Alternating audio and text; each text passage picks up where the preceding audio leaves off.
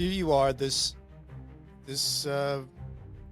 woman who is in Montreal, and she's got an attorney husband. She's working, and then somehow you end up in Omaha, and then you end up in this drug ring, and then you go to prison. It's like, wait, what? A bad 80s hair metal video is how somebody described my life one time. I was like, what? That seems like that happened, like something flipped.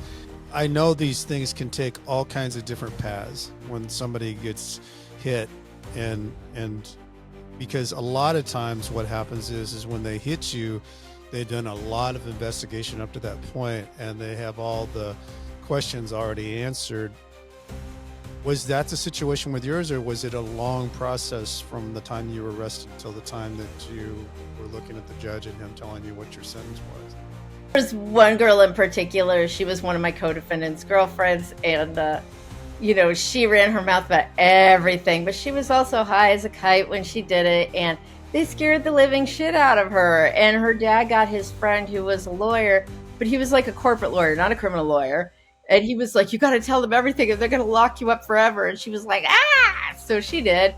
I felt that, like, a lot of the people that we were dealing with and, meeting through this kind of activity, I felt that they were very volatile and unreliable. Like, they would just do dumb things, like get themselves in jail for, like, driving around in a vehicle with no plates. And I'm like, what are you doing when you've got, like, kids, it's Nebraska, so everybody's doing meth. And I'm like, you've got a quarter ounce of meth in your pocket. Why are you doing things like that? All right. Welcome back, Nightmare Success In and Out listeners. This is where you come for what happens when your worst fear becomes your reality. How do you adapt, survive, overcome, set yourself free? Don't forget to follow, subscribe, share this thing out, share the show out. We're starting season 4 here for Nightmare Success. I want to thank everybody for, all the listens and comments and support, and several of you have shared people to interview, which I appreciate, like Lynn Espio, who has given me my current person I'm interviewing today. I appreciate that, Lynn. So the person I'm interviewing today, it's a lot of the different people that I've interviewed in the last year. Several of them have been out on the CARES Act. And for those who don't know, the CARES Act is a situation where when COVID hit, President Trump signed into this new order of letting a lot of people out of prison, nonviolent, and they fit a certain criteria. There's some people, when it first started, it was old, and then it was nonviolent. Then but the interesting thing about it is, it's been an interesting experiment because my guest, Wendy Langton, she was sentenced to 15 years on a drug crime, which is a lot of years for somebody that was a first-time offender. And she was in for 3 years. She's been out for 4 years. And for a lot of the people, what they do is they go into home confinement, and they have certain rules that they have to follow, where they're going, how long they're going to be there. They got to be in by 9 o'clock. They get these phone calls. They have an ankle bracelet. It's quite a structured system to live under for a number of years. And I know a lot of people like Sabrina Morgan and others that have done that. But the interesting thing is the recidivism rate is extremely low. Like, it's less than 3%. And for all of you who have listened to this show, recidivism as a whole is around 75%. So I think it's interesting how this has worked. This CARES Act has worked for having an incentive out there for people to try to stay out and not be in prison. Wendy Langton is a good example of that. She actually is making good use of her time too. She helped a lot of people while she was in prison with the CARES Act. First Step Act, helping people get out. I think her interest in all that led her into, she's a law school student now, trying to make the best of her time, because she's an advocate for a lot of things about reentry, which we'll get into. I can't wait to jump into all that with Wendy Langton. But before that, I want to recognize our show sponsor, Auto Plaza Direct. Who likes spending a couple of weekends walking car lots looking for a car? Not a lot of people like doing that on the weekends. Then you spend 4 or 5 hours in the dealership to buy a car. It's kind of like a root canal appointment. Well, there's a better way to take away all that pain and hassle getting a car. It's called Auto Plaza Direct. They're your personal car concierge. Just tell them the car you want, what you can pay, and they'll go find that car for you. They'll negotiate your best price. They also offer you warranties and financing. It's all full service. Go to autoplazadirect.com to get started with your personal car concierge. The new hassle-free way, the car buying experience you deserve. Auto Plaza Direct. Tell them Brent from Nightmare Success sent you. Wendy Langton, welcome in. How are you? Hi, I'm fine. Thank you for asking. So, Wendy, you, as I said, you were a 15-year sentence, which Yes, is a lot. I mean, that'd take your breath away. And it through did. that, you were 3 years. You've been home 4 years. Um, what's that been like? Very surreal. um, like when you said about it taking your breath away, like when I was being sentenced, because I did do a plea deal, and when I realized that that was going to be the sentence that I was going to get, it felt it felt like the end of the world. Sure. I'd never been in trouble of any kind before, so I didn't know the system. I didn't know that I would really technically only do about 12 years of that, and I didn't know about all the things like the drug and alcohol treatment programs you can take to get some time off, things like that. And the First Step Back was just sort of this vague idea. I'm not even sure that it had passed just yet. Yeah. I think it passed just a little bit after I got sentenced. Like I'm talking like a month or two. Yeah. Um, so I didn't have much hope. My big plan was that because I'm a dual citizen and even though I was born in the US and lived half my life here, I lived in Montreal for 20 years. And so I wanted to go back home to my kids and family and stuff. And so my big hope that I was hanging on was that I could get a treaty transfer and go back and at least, get something ironically a little more akin to what I'm doing now. Um, that was what I was hanging my hope on. What I didn't know at the time is that although it says in all the literature, like you are entitled to ask for a treaty transfer, unless you can't live in the US, they really aren't very big on putting you there because what they don't want is to treaty transfer you to like Canada or Mexico, wherever, Well, Canada is hard to and then get you come into, back. and Canada is hard to get into anyway as an ex-felon. It can be, but I mean, I I know you always can get, encourage people to ask and try because it's a lot more urban led. I don't want to say urban legend well, I exactly. think it has to The do myth with is a lot violence and all bigger than the the, bite. what your charge is. Yeah. But Yeah, there is a restriction, as there there are is. in other countries that a lot of people aren't aware of. But um, Canada is one of those that has a restriction. I do know that I've got friends that have traveled to Canada that have, uh, that I served time with, and they got an exemption. So Yeah. yeah, it definitely can happen. Well, Wendy, take us back a little bit. Like before all this happened to you, growing up as a kid, where were you? What was life like? Mom, dad, siblings, where were you?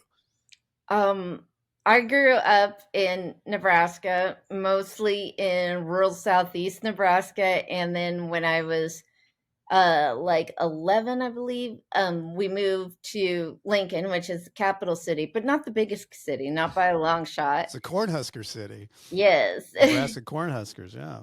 And so we lived there, and you know my parents struggled with their own addiction issues. My biological mother died when I was 4. I Mm, have very very fuzzy memories of her at best. yeah. My father married a woman who had a very good heart, but unfortunately she was also very troubled. And you know, I don't think she meant to make life difficult. I really don't. I'm just not that kind of person to think ill of people like that. But the result was, when somebody is hurt very badly and experiences a lot of trauma in their life and they don't get any real resolution for it, besides, you can tell yourself, I didn't deserve that. It wasn't my fault, all you want. But it's more than that. And, that can manifest in some really ugly ways. So, I was party to that as well. My father, unfortunately, was dealing with his alcoholism issues a lot, and he wasn't as present as he should have been. And I'm not dragging my dad when I say that. My dad would come on here and tell you the exact same Yeah, thing. He's been sober for like 35 years that's now great. next month. Yeah. Great. And so he's very accountable for, what happened. Um, Did you have I can't siblings, Wendy, yeah, growing I up? have two brothers that were 6 and 8 years younger than me. Unfortunately, my brother, who was 6 years younger than me, died in a terrible car wreck when he Mm, was 16 and I mm, was 21. It was just before my 22nd birthday. Or no, I was 22, it was just before my 23rd. Um, and my other brother is 8 years younger than me. And then when my dad got sober, he married for the third time. This time he got it right. Him that's and his wife have been together for like, what are we, 2024? Okay, they've been together for 30 years. that's great. And they had two kids as well. And I have one brother who is an Air Force captain. He lives in Italy, and he is 28. No, he's 30 now. Yeah, he's 30. And my youngest brother is, well, if my daughter's 25, that means Luke is 26. So, Wow. yeah, that's Wow. the youngest. So my dad basically raised kids for 40 years straight. That's incredible. Yeah. So in your world growing up, things were a little hectic. Yeah. Sounds like addiction issues, maybe a hard stepmom, and in some ways. Mhm. Was what? How was school? Was that an escape for you? Did you like Yes. school? Yeah. School was very much an escape. I was killer at school until probably like I was about 14 or 15. And then you have to remember that that was like the late 80s, early 90s. So girls didn't have ADHD back then. Like to them, ADHD was a 12-year-old boy who didn't know how to sit down and shut up. Yeah. It wasn't yet, we didn't realize, the girl looking out the window who, you call on her and you say, Wendy, what's the answer to this? And she's like, what class am I Where even are in? we? Yeah, like, we didn't know it was that then. So my grades, once I got around like 14 or 15, I couldn't cover enough anymore. And I would have either A's or an F. And I got out by the skin of my teeth. Um, my grades were all over, mostly A's, but there were a couple of F's there. Like in I'm trying to remember, like advanced physics or something like that, because I was always in all the advanced placement classes because I was also gifted. And Yeah. I'm like, I think I'm an over tester, because they would say, some people are under testers, they underperform on tests. I'm like, no, I I overperform. overtest on. Yeah, and they're like, Wendy, there's no such thing as that. I was like, yes, there is. So that was difficult for me, and so I didn't know how to handle that or what to do with it.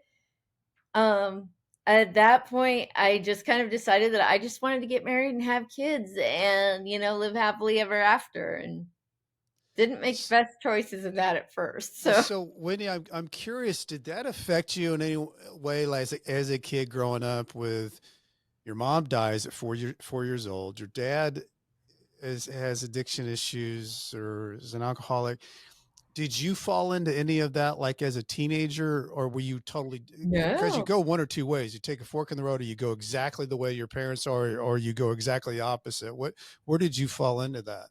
I guess both eventually, but as a teenager, I was a goody two shoes, really.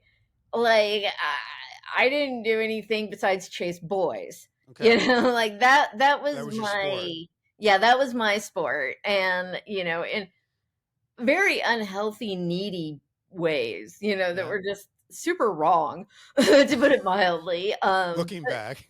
Yeah, but like, I mean, I give myself grace. I'm like, I was, 14, 15, 16 year Sure. old kid, like, Yeah. who didn't really have any proper like role models in adulting. And I didn't know what I was doing. Like, if that was my kid now, if I got me as a foster kid or something, like, what would I tell them? Oh, I would love on them. I wouldn't drag them. So why? I'm not going to drag myself, Yeah.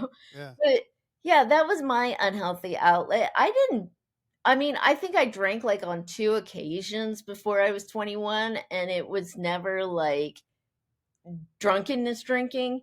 Hmm. That didn't come until after I was 21, and even then, I didn't drink like an idiot until I was really my late 20s, early 30s, and even my late 20s. Nobody would have really been concerned outside of like very conservative places. Sure. Well, And Wendy, yeah, so then it like, just got worse and worse.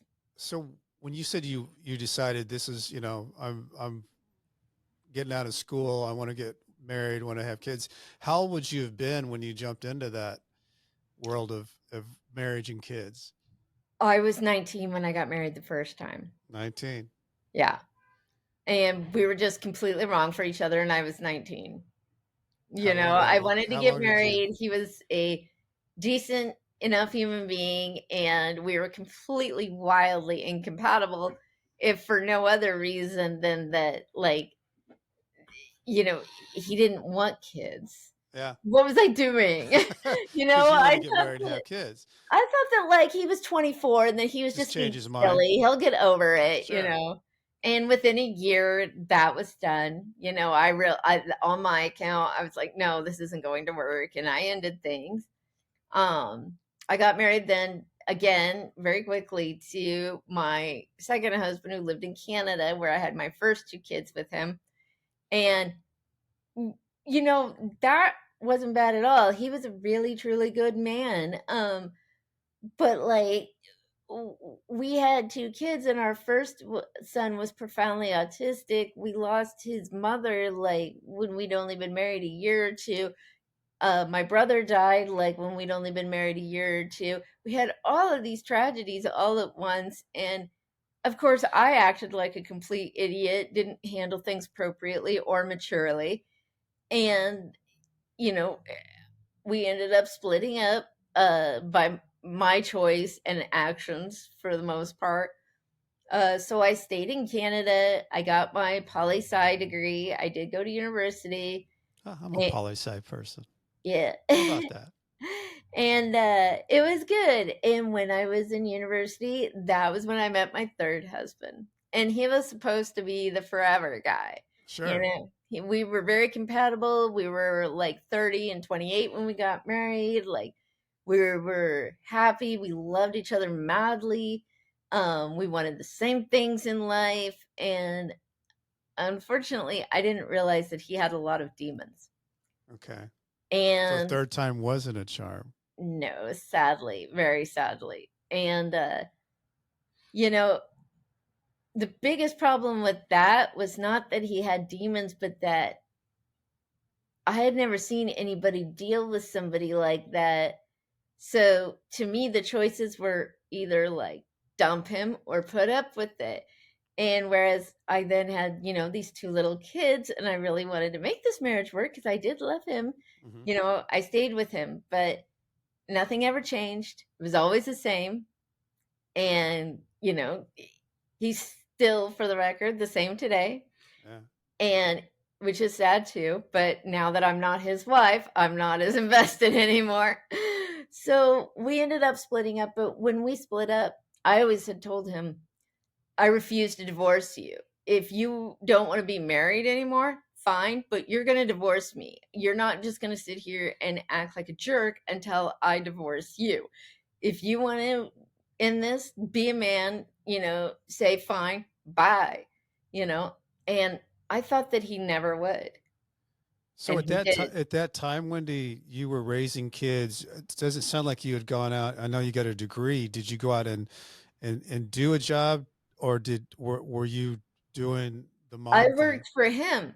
He Okay. was a solo practicing attorney, and I was his admin everything. Got it. Makes I sense. handled the phones, the files, Yeah. like all of that, prepped Okay. him, dealt with clients. Yeah. Yeah.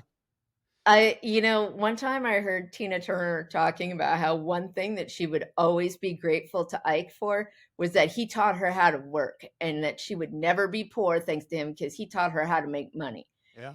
And my exes never hit me, but when you've been beaten down emotionally that hard, I knew exactly what she meant.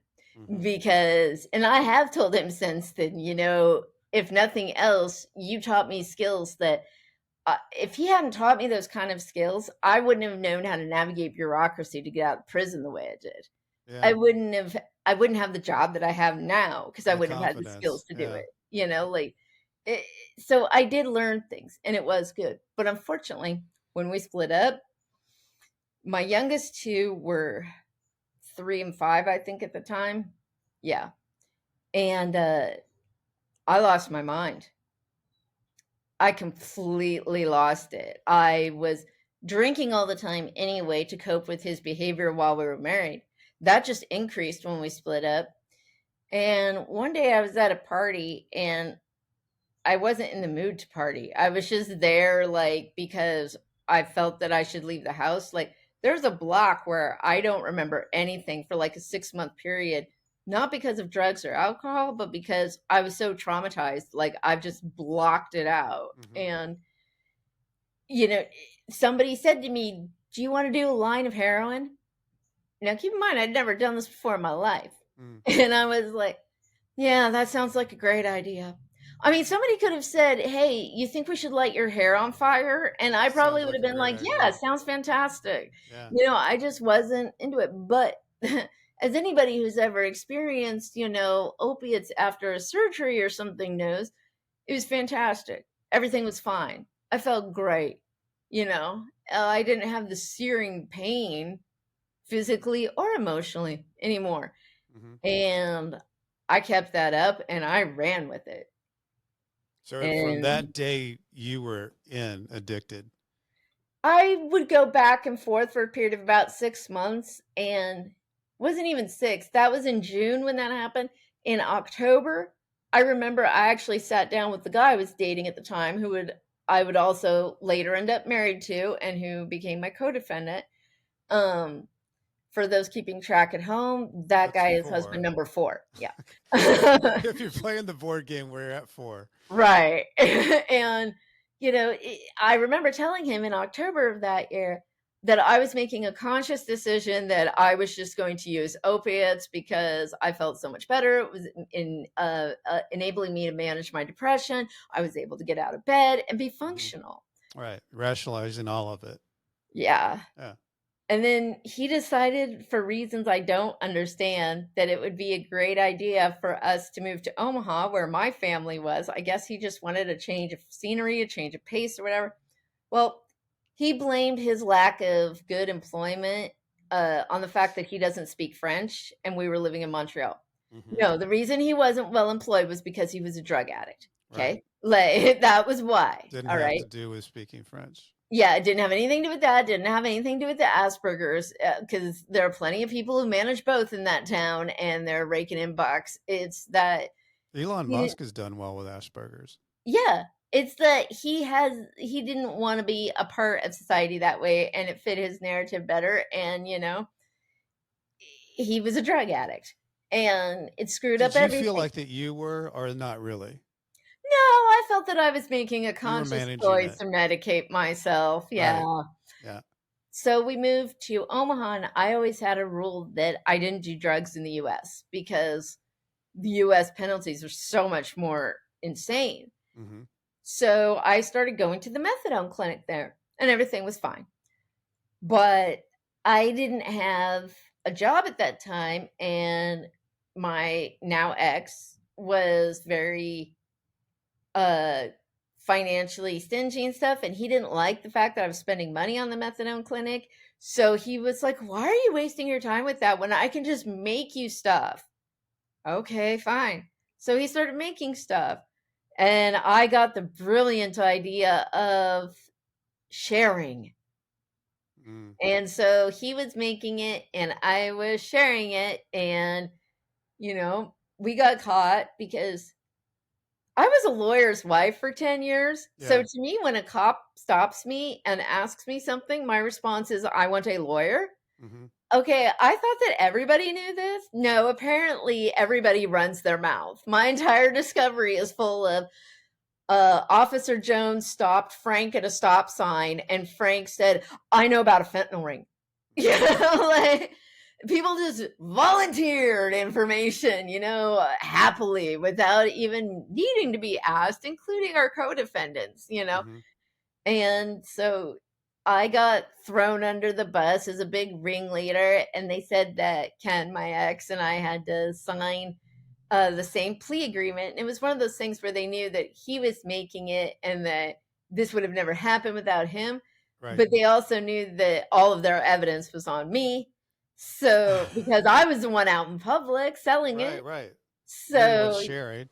exactly. So then that was well. Let's night. Yeah. Well, that's how I ended up in prison.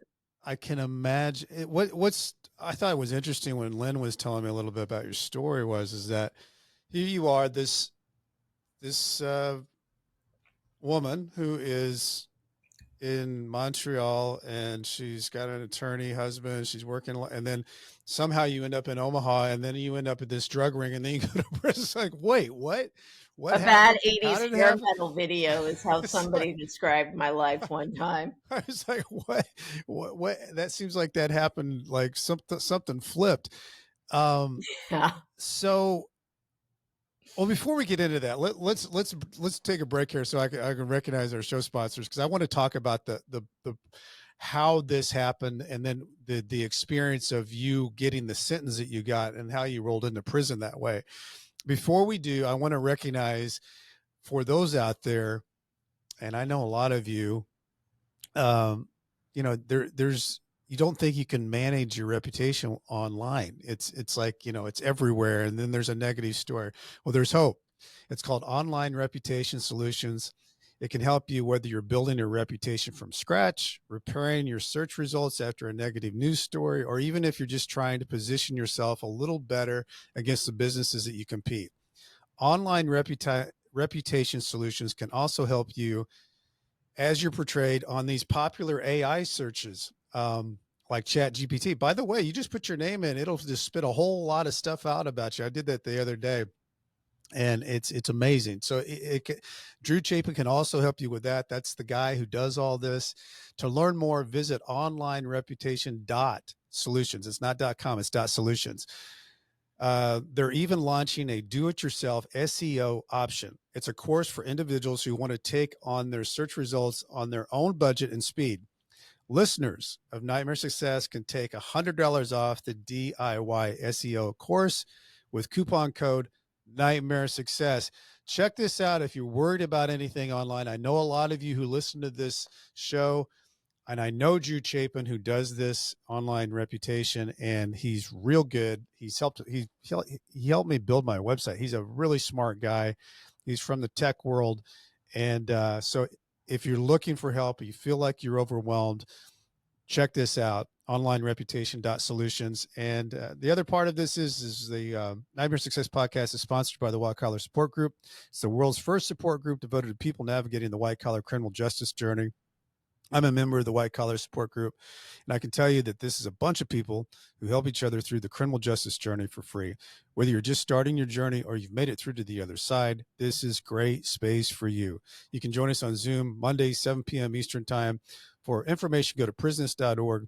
That's prisonist.org. And we've got a White Collar Conference coming up October 19th. It's going to be great. We've got a lot of rock stars from the reentry world. Go to whitecollarconference.com and register, and we'll see you there October 19th. Starts at 9 a.m. Eastern Time. So, Wendy, you get caught up in all this. Everybody's talking about you. You're this being made out to be a gigantic ringleader who has an addiction issue. Yeah. And you're making this at home. So how do you get contacted? You mean how did I get it? Do you feel the heat's coming on you? Do people say, hey, I just talked to a police officer. I just talked to an investigator. I just talked to the FBI. Were people telling you that they were talking, or was it just like, boom, all of a sudden you are tagged? I felt that like a lot of the people that we were dealing with and, meeting through this kind of activity, I felt that they were very volatile and unreliable, Yeah. like they would just do dumb things like get themselves in jail for like driving around in a vehicle with no plates. And I'm like, what are you doing when you've got like, kids, it's Nebraska, so everybody's doing meth. And I'm like, you've got a quarter ounce of meth in your pocket. Why are you doing things like that? Or they would get into a hotel room because there's this quasi homeless like society where people don't really have anywhere to stay, but they just rent these hotel rooms at discount rates and stay Hmm. in those. They would get in one with like their girlfriend and they would get into a whole domestic violence situation and the police would come and I'm like, you've got 3 handguns and a bunch of meth in your Drugs. room. What are you doing? Yeah. You know? Yeah. And I just felt that that was some really dumb behavior. They would get in fights with each other. They would rob each other and stuff. We're like, what is wrong with you people? Because Yeah. I was used to being in Canada where people were a lot more civilized about that sort of thing. It just, yeah, that kind of stuff happens, but not most of the time. And I was just like, this is weird. So I didn't really trust them. And people would tell me like, oh, so and so is working for the cops. And I would kind of wonder, and Make you paranoid. it made you kind of paranoid and stuff. Yeah. So I just always had a feeling that it would be coming. And then in August 2022, not 2022, August 2017, Hmm. they came and raided us for the first time. What was that But like? we had just ran out of everything, so we didn't have anything on us. We had nothing. And they didn't realize how much the computers were involved at the time, like where we were getting our supplies. Hmm. So they didn't take our computers. So they had nothing besides 3.5 grams of meth in my pocket and a single barrel manual shotgun. I don't know anything about guns in the Hmm. closet that wasn't for like weaponry or anything, but I didn't know how to shoot a gun, so we were gonna teach me target practice and stuff. Like Hmm. it Where you're wasn't living in any. Omaha, you might need it. Yeah, exactly. So like, yeah, so that was it. And this is where I where I first realized that this was going to be a little different than I had been expecting. Um, so the police get through tossing our house after we've sat on our front lawn with our hands tied behind our backs for like 5 hours, and the cops Were holds you up. scared, Wendy? Yes, Hmm. yeah, I was totally. And the cop holds up, but I'm also very much a person who's like, Are the kids well, there? no, the kids Okay. were at home with their dad. They That's had left just fantastic. the day before, and Okay. I later asked the cops, like, "Did you guys do that on purpose?" And he said, "Well, we knew they were leaving on that day." And I was like, "Thank you." That's nice. Yeah. Yeah. And so, yeah, so we'd been sitting out there for 5, 6 hours, and the cop holds up the baggie of meth that he had found on me, 3.5 grams. That's a single serving, basically. And he says, so Wendy, you can either tell me where you got this or you can go to jail. Or you can go to the jail. And I was like, okay, I'll go to the jail because you don't tell on people like that. You just Hmm. don't. Now, where I was from in Montreal, if somebody had been caught like that, they would go down to the jail, they would be booked, they would spend like maybe 10, 12 hours there, and they would go home. So Hmm. I was like, yeah, sure, I'll go down to the jail. Cool. And because that's what I get. So, suck it up. Hmm. Okay. What I didn't realize was that in Nebraska, you go to jail and you sit there until the judge sees you for your arraignment. And that Mm. can be anywhere from 2 to 3, sometimes 5 days later. Hmm. So I go down there and I'm sitting there for 3 days and I wasn't scared of the people I was with. People are just people. That wasn't the issue. What I was scared of was I did not want to go into withdrawal, Hmm. which I knew I was going to start in about 3 days if I didn't get the hell out of there and get myself fixed. And I just didn't want to be there permanently. And I looked around, and this will tell you how off my thinking is at that time. Okay. I look around and I see all of these women with like their roots grown way, way out. Like it looks bad. And I remember thinking to myself, They've been there for a while.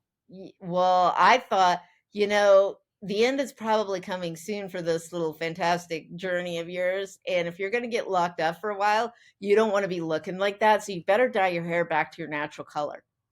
And when I got out, I did exactly that. Yeah, I didn't That's not stop. something I I would didn't have go to thought, David. rehab.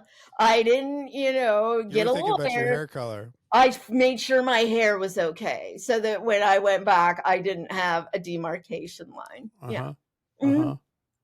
Uh-huh. So, Wendy, I know these things can take all kinds of different paths when somebody gets hit, and because a lot of times what happens is when they hit you, they've done a lot of investigation up to that point and they have all the questions already answered. Mhm. Was that the situation with yours, or was it a long process from the time you were arrested till the time that you were looking at the judge and him telling you what your sentence was? No, it was pretty short. Like they pretty much knew everything and they knew who to pick up to like poke them, be like, why don't you tell us everything? And Mm-hmm. there's one girl in particular, she was one of my co-defendants' girlfriends, and she ran her mouth about everything, but she was also high as a kite when she did it. And they scared the living shit out of her. And her Mm-hmm. dad got his friend who was a lawyer, but he was like a corporate lawyer, not a criminal lawyer. Mm-hmm. And he was like, you got to tell them everything or they're going to lock you up forever. And she was like, ah. So she did. But she never lied to me about it. So I don't care. I mean, what am I going to do? Be mad at somebody like that for the rest of my life? Really? Yeah. Like, I'm sober now. I've been sober for 7 years. Like, I'm not going to get mad at somebody who she was like 21 years old at the time, and the cops are sitting there. Come on. Like, I have kids that age. Like, I can't sit there and no, we're not going to do that. So So you that did, I happened. mean, did you immediately know that you were going to do a plea bargain? No, I No. didn't know for sure about that until I don't know, maybe like 3 or 4 months later. And I started really researching, and I had people send me books, and tell me about this. And I had a wonderful defense attorney, I'm trying to absolutely remember, wonderful Wendy, guy. because you guys are co-defendants in this situation. Were you able to talk to each other about the case as it was going forward? No, we both talked to his parents, Okay. and they would kind of be like, oh, he says hi. Oh, he wants to know this. It wasn't like long diatribes or anything, Yeah. but, so we knew basically how each other were and what was going on. But you weren't together. No, we definitely weren't. So you had a good defense attorney, which I is had a good. very good defense attorney. He was also born and raised in Canada, so we kind of bonded over that. And he also had genetic eye problems that he was born with, like I do. So we bonded over that too. And he was very he was sympathetic without being coddling, which is a Mm-hmm. very fine line to walk. Mm-hmm. And he helped me out a lot, just like mentally. He would come get me very often, like at least 2 or 3 times a month, and just to talk and see where I was and stuff. And he would tell me how things went. He showed me all of the discovery, which I found out later is something that a lot of defense attorneys don't do. Right. And we went through every single page, so that was how I knew everybody who said everything, So were and you guys in this, as they would have probably, I'm sure PSR had you sounding like you were a gigantic drug kingpin, but were you making good money with this? we couldn't put together $300 to get a friend of ours out of town to go on a bus to go So it see his really family. wasn't a good No, business proposition for you guys. no, because everything we brought in, Yeah. we turned around and spent on supplies to make more, to get Hmm. more, or to buy And it meth, didn't or to help buy that you were an toys. addict at the time either. Yeah, and I mean, I And would I be found I found like, that interesting too. When I was in prison, a lot of the guys that I was with, um, you know, what I found out time and time again, a lot there were some guys that were really good and they had a distribution network and commissions sure, and everything, and they were running a business. It was just illegal. But then there were others who were just addicts, and they were Yeah. feeding their habit, however they could feed their habit, and that got them into sales, and that's got them hit, and then that they go up and down the chain on that. So Yeah. with your good defense attorney, when do you find out what your proposition is for time? Well, they came at us in, I want to say March, because we got arrested in October. Okay. And in March, they came at us with a plea deal for 19 and a half years, based, and they were also going to give my then husband and I a superseding indictment because a guy overdosed. Mm. And like there are people like who, you know how you get into nitpicky fights with somebody. There are people who would just sit there and talk about me and be like, oh, like she killed people on her case, and I'm like, if I killed people on my case, believe me, they would have put that in my superseding indictment. Okay, like you don't get away with a fentanyl case where you killed somebody and they don't come at you for it, because they will. Mm-hmm. And no, nobody freaking died. This guy OD'd and then ran his mouth. But what was bizarre was that they never actually proved that that was my stuff. He just told them it was, and he told them that because he had about $4,000 worth of product from me, because it's not like I was some gangster or whatever. And he never got around to paying me back. And he and another friend robbed a jewelry store and tried to give me like gold bars to pay me back.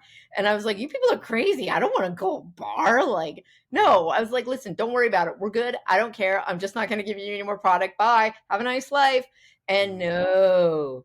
Oh, he thought that was just completely unreasonable. So when he went no deed himself, he ratted me out instead of his new supplier.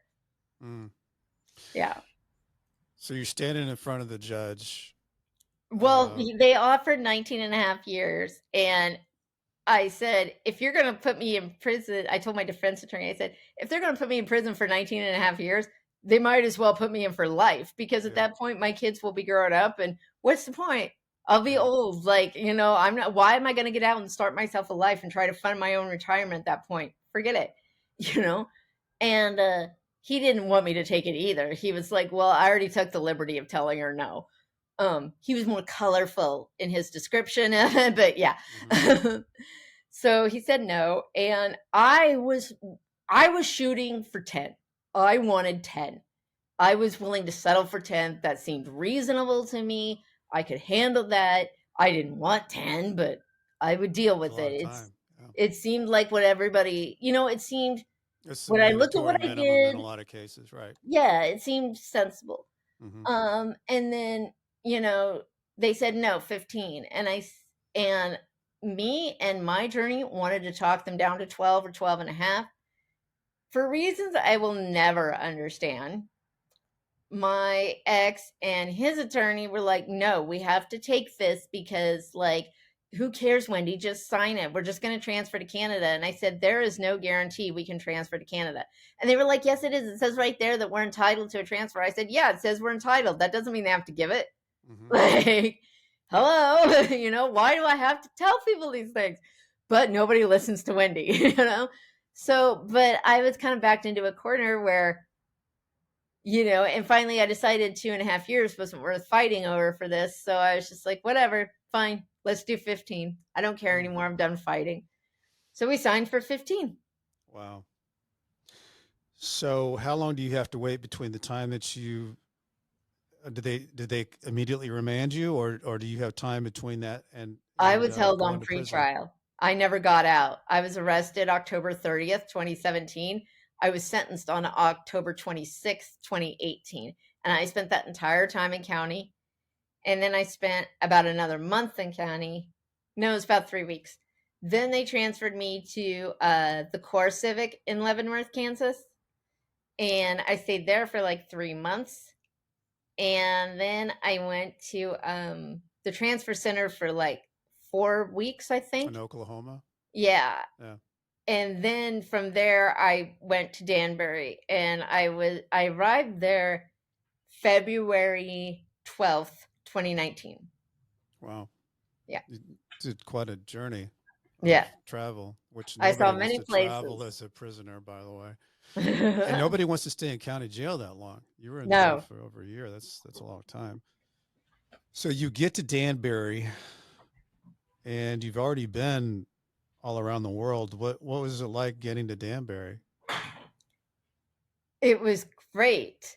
I used to always say when I was in county that clearly the purpose of county is to make me so miserable that I am excited to go to prison. Yeah, And I was. I was thrilled. I was like, fantastic. I can't wait to go to prison.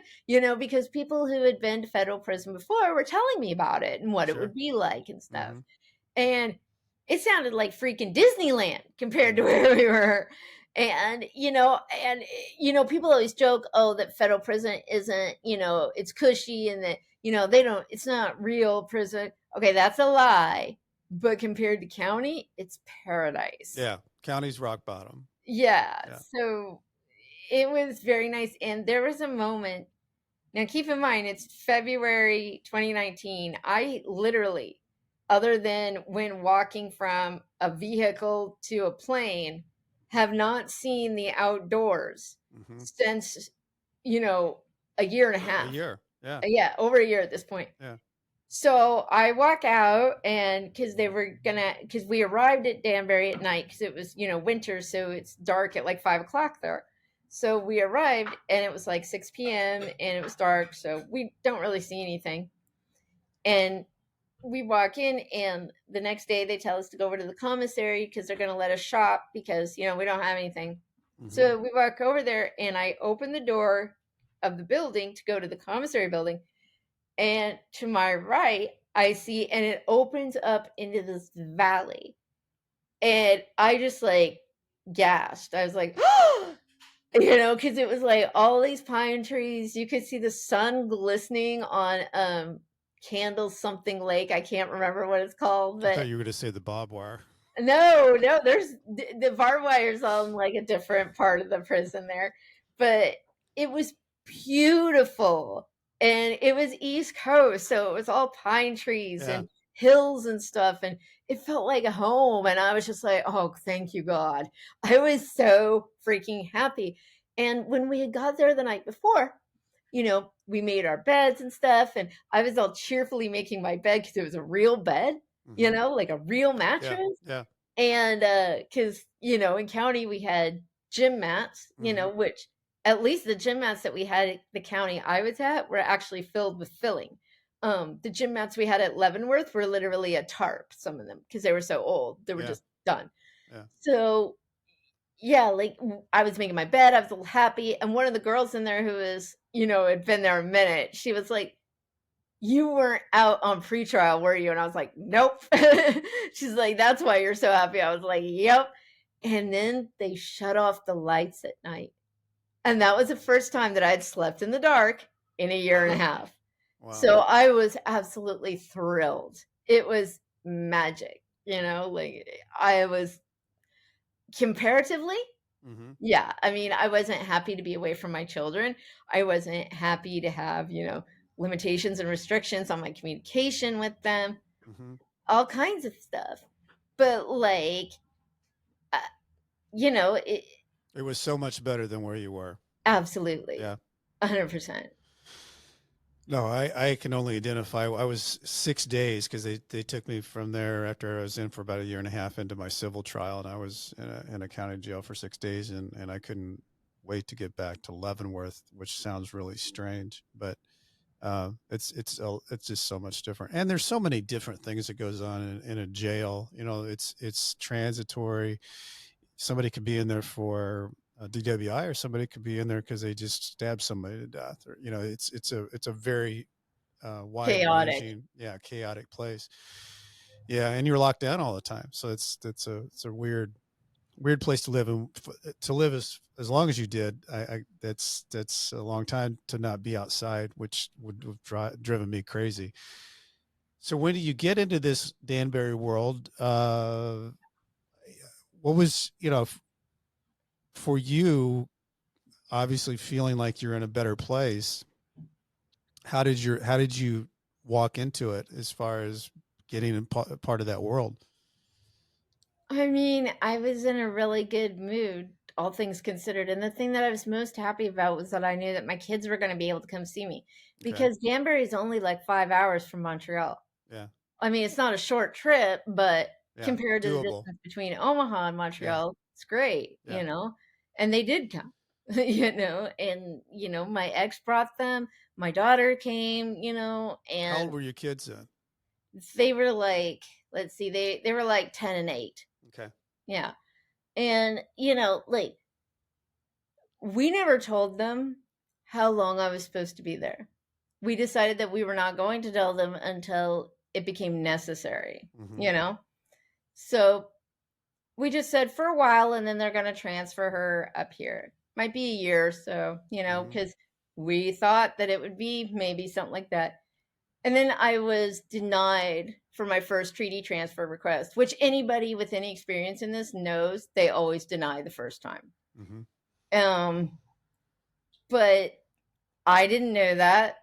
So I cried. I thought I was going to be stuck at Danbury for another 10 years, and I was just devastated. And yeah, it was sad. But I mean, it's a camp, and like probably a third of the women there, no, I would say more like half, are there on like white collar offenses, and they're either like women who had professional jobs like doctors, lawyers, accountants, whatever, Mm-hmm. or they like were money laundering for their drug dealer boyfriends. Mm-hmm.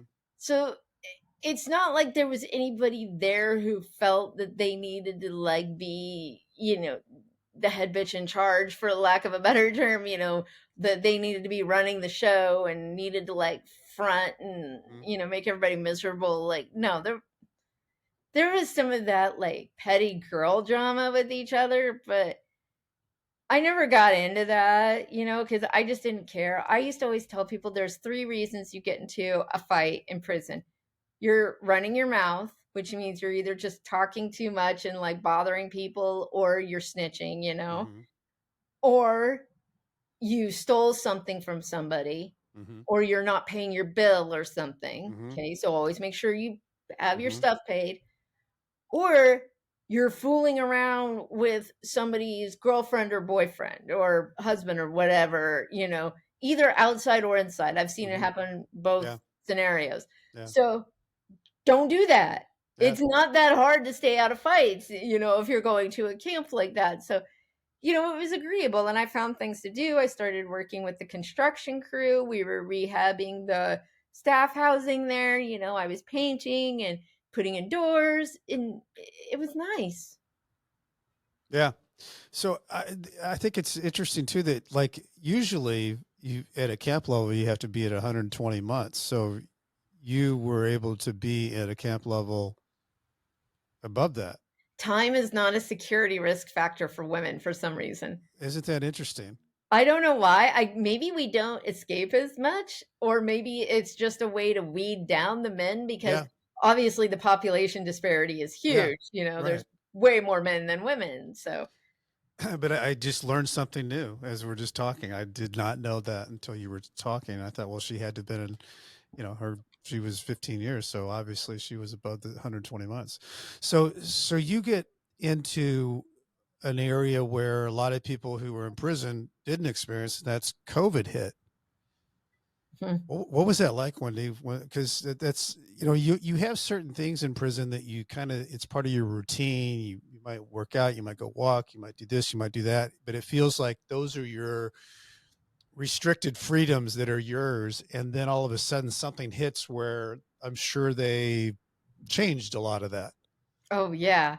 Like, and I had a lot of freedom, even for somebody in the prison, because, like I said, I worked in construction and I did other errands. I was on snow crew, which meant they trusted me to go Drive around and cars, trucks. yeah, like a gator at night. Mm-hmm. But also like a lot of our staff housing bordered the outside world. So you Mm-hmm. kind of had to walk on civilian streets in order to clean their sidewalks and stuff.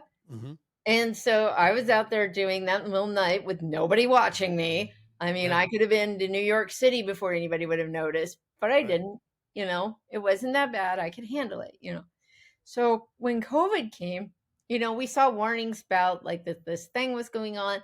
And I was just blowing it off initially, like, in January and February, because like I remember when they tried to tell us that H1N1 was gonna, Hmm. be the end of the world or whatever. And like, it was nothing. And so I just thought that this was more, the media hype or whatever. And then things started to shut down. And I can't remember specifically what day it was, but I remember like it was either March 8th or the following weekend. They shut down visitation. They said, we're not going to do visitation this weekend. And I was like, this is really sad. The poor people who do, because there are a lot of people who have their family come Sure. every week. Huge deal. A huge deal. And I felt terrible for them. But, I figured like we would be done with this in a week or two, right? Hmm.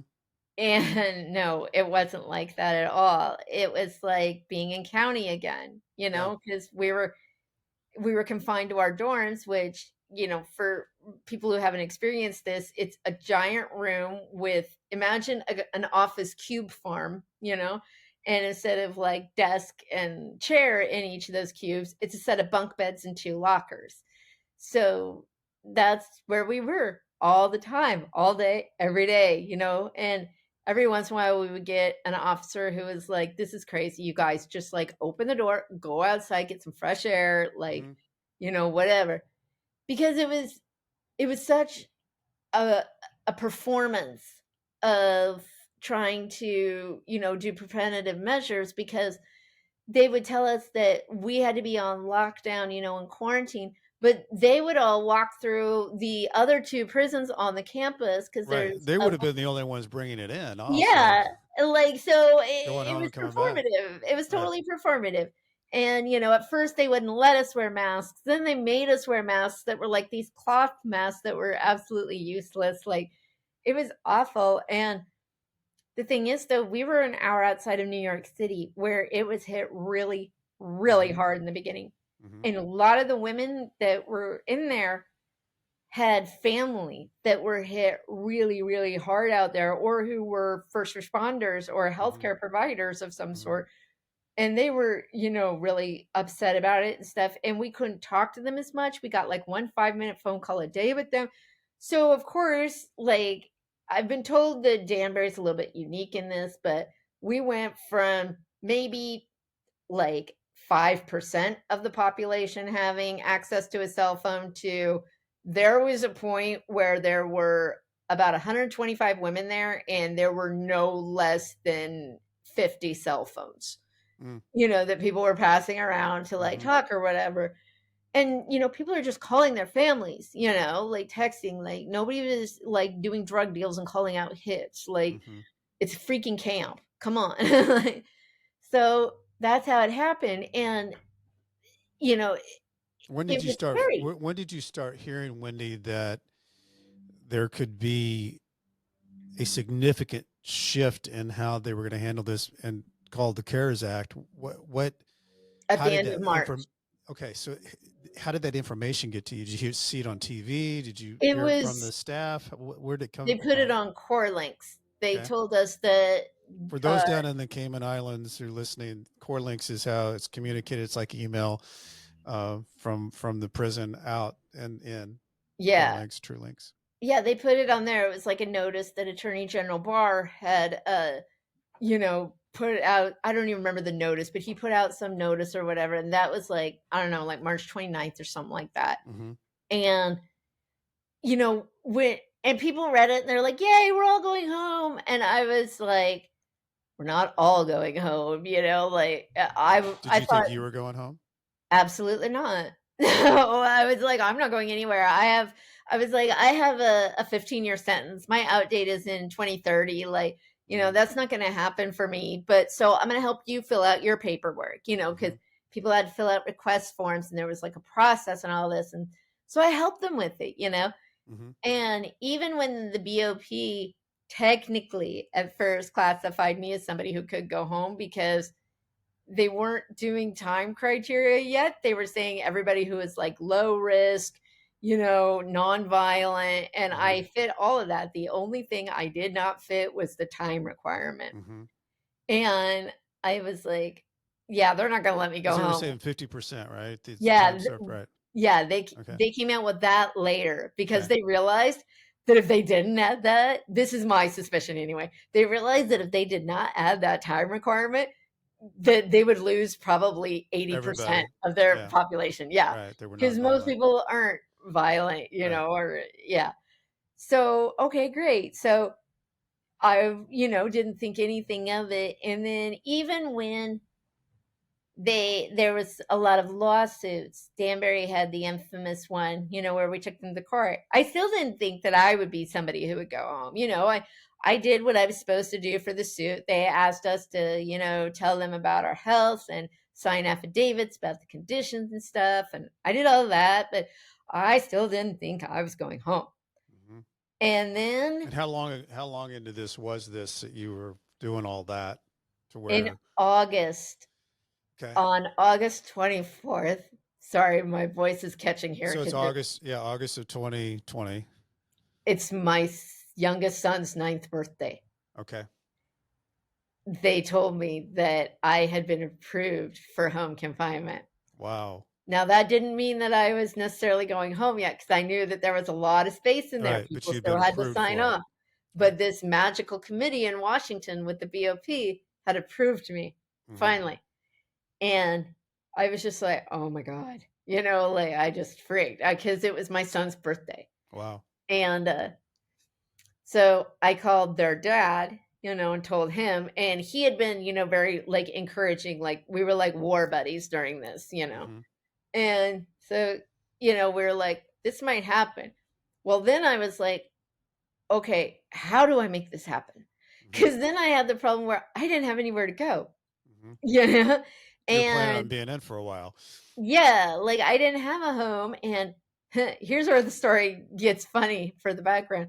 My father's wonderful third wife that he's been with for 30 years, she's a probation officer. That is bizarre. So I can't live with her. She can't have a felon living with her. That's not a thing. So I mean, how crazy is that? Your dad's third wife is a probation officer. yeah, my dad is huge in AA. Like I am the last person who had any excuse to end up where I did. It's Wow. embarrassing, honestly. Like it was terrible. So yeah, so I couldn't live with them, and my unit manager tried to convince my dad to just say yes and get me there, and they would move me in a couple of weeks. The problem was the people at the Omaha halfway house were very pissed off that this program was going on. They were blunt and told my dad that straight up, that they didn't think it was right and that we shouldn't be getting out at all, blah, blah, blah, blah, blah. And so they weren't going to be approving any of this unless they absolutely have to. And so they weren't approving me. So there. And my dad was like, now remember, my dad is Mr. Law and Order too. He's married to a probation officer. Mm-hmm.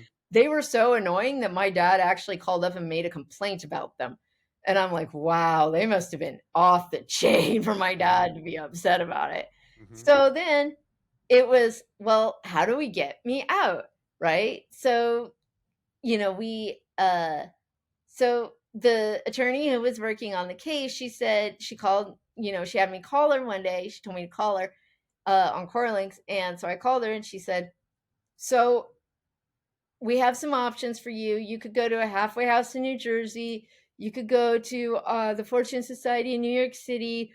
Or if all else fails, maybe you could come to my basement. And there's no guarantee the judge is going to sign off on any of these, but we're going to ask him. And I'm like, okay. I said, and she said, do you have a choice of any of these? And I said, my preference is to go wherever the judge thinks I should go.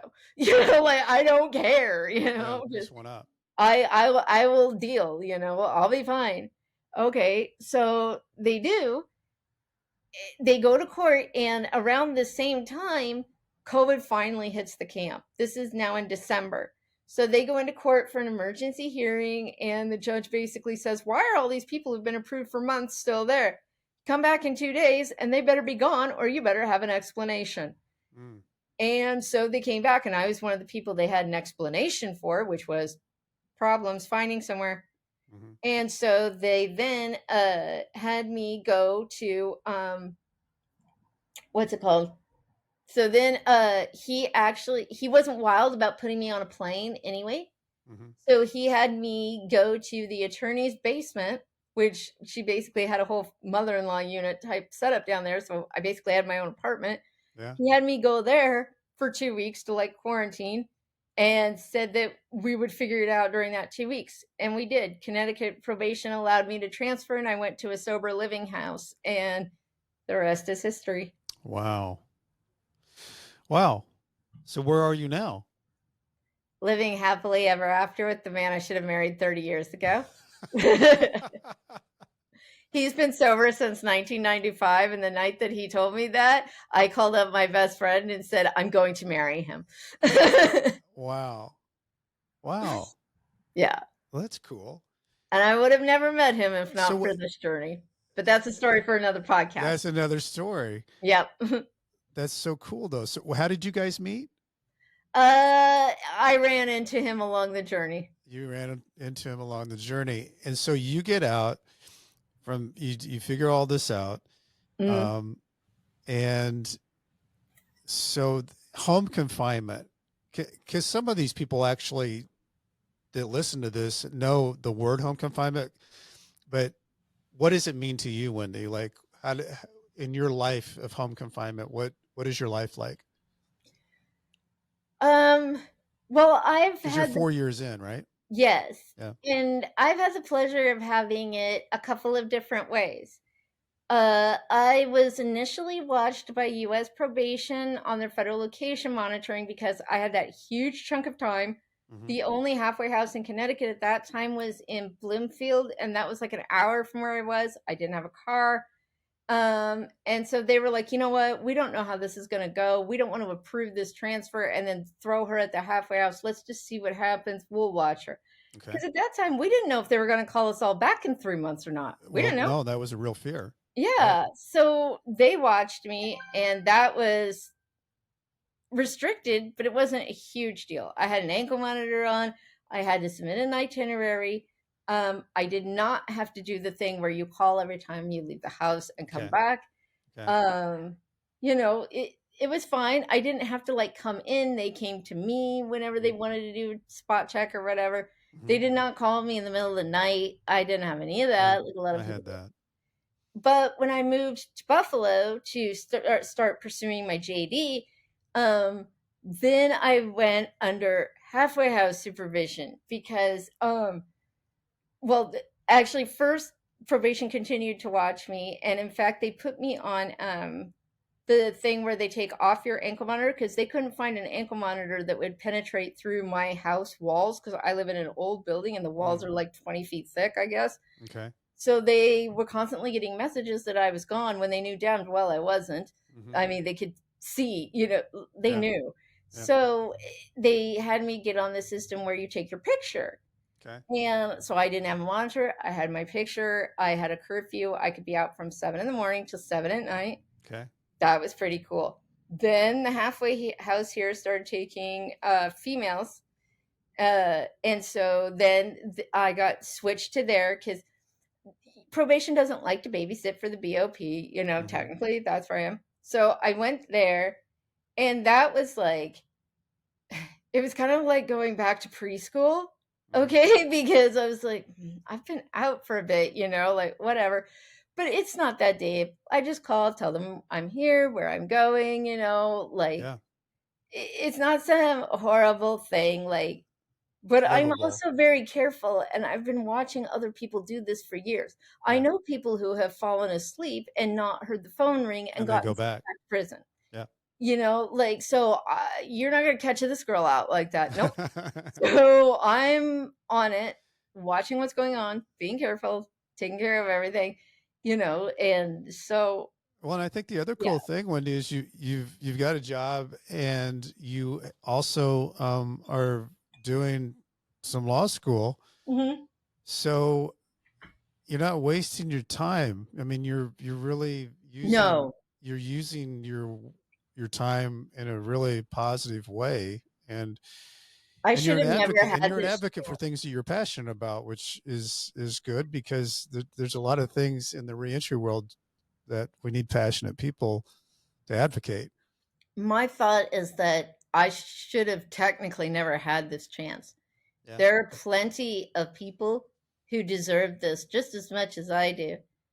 And, they're not any different than me. They have families who love them. They're not violent. They're first time offenders. They have a low pattern score. Just they weren't in the same circumstances I was. They weren't that lucky. Yeah. So I feel like the least I can do is help them if I get Yeah. a chance. Yeah. And the other is that when you get a privilege like that, you don't waste it. Yeah. Like the reality is, I walked out of prison on the backs of a million dead Americans. Mm. That's the reality. And I am very, very keenly aware of that. This wasn't just like a yay, that's fabulous. Like, do I think that this should be a constant program? Yeah, I do. But it would never have happened if all those people hadn't died.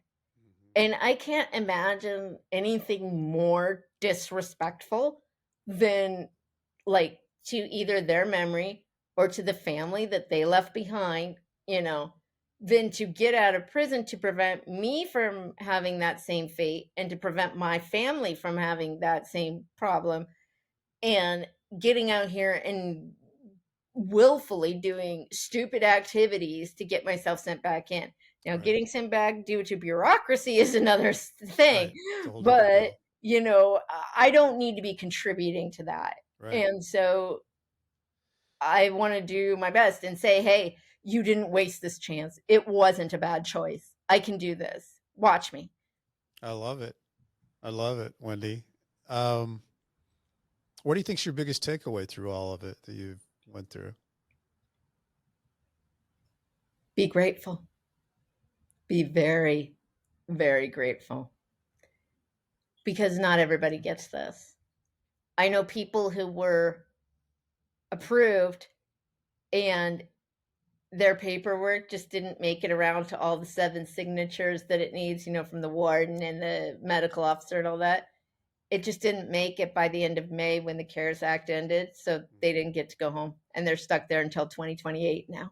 Yeah. And there's a lot of people stuck, Wendy, just because there's not enough halfway house bed space. Which is ridiculous because I know, but you know what? That's kind of the way the government works. You pass a law and then no one's ready to take in what that all means. But it's crazy because the recommendations in the BOP's own recommendations say that for low risk people, the first choice should be home confinement because the halfway house might actually be worse for them because you're getting them around a bunch of people that they don't need to be making friends with. Amen to that. I did 8 weeks at the halfway house and, I was married and had a job and had a place to live. And it was just, it was a nightmare because St. Louis dismiss house is not a great dismiss house or not a great halfway house. But all that being said, Wendy, I can't wait for you to be an attorney. I think, that's the type of voice we need is somebody who's gone through the system, understands it, knows how to help people, knows why you help people. And those are great things, and I hope you can, keep all that motivation going because I think you're going to be a big help to people. And I'm looking forward to seeing your name out there, continue to advocate because, you have an interesting story. I mean, you really do. From our all next the different big things that advocacy is for clemency, so let's hope that happens. There you go. Yeah. Well, and the work that you're doing now too, because I know you did some work with helping people with their housing for justice impacted people. Now you're working. Is it nationwide? I work at a nationwide law firm. Yeah. I don't want to disclose who it is just to protect me, but people who I'm sure that's helpful for what you're trying to get done and continue to educate yourself. So keep doing it all, Wendy. Keep keeping on. Speaking of being grateful, I am so grateful for Homestead Financial here. These fancy lights and cameras and equipment, the studio. Homestead Financial is a home mortgage company, and Greg Afdiev is the home mortgage guy. If you need anything with home mortgage, go to Greg Afdiev. He knows it all. If you're looking for a book out there, I've got one, Nightmare Success. Check it out. It's on Amazon and Barnes and Noble. If you got time, please leave me a review on Apple. That helps the show. A lot of you have, and I so appreciate that. I got a fancy new website that's about a month old. It's brentcassity.com. I spell it wrong. It's with a TY, not a DY. And as I used to say when I was sending my emails out from Leavenworth, stay strong. I'll do the same. Wendy Langton, thank you so much for being with us today. It's a great story. I can't wait to see what you do next. Thank you, Brent.